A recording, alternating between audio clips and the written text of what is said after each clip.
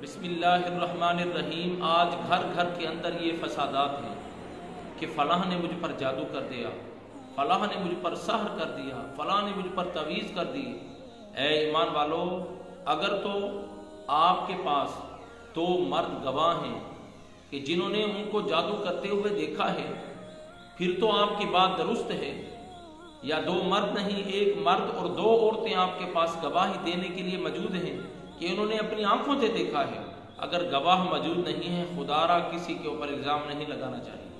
या तो जिसने जादू किया है वो अपना खुद इकरार करे कि अपनी ज़बान से कहे, वो इकरार भी नहीं कर रहा, वो कसम खाकर कह रहा है कि मैंने जादू नहीं किया, फिर भी उस पर इल्ज़ाम तराशियाँ ये शरीयत के खिलाफ हैं।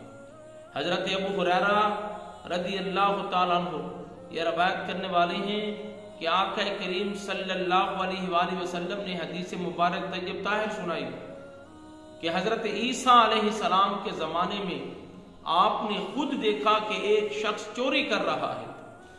आपने उसे बुलाया और बुलाकर कहा कि ऐ तूने चोरी की है।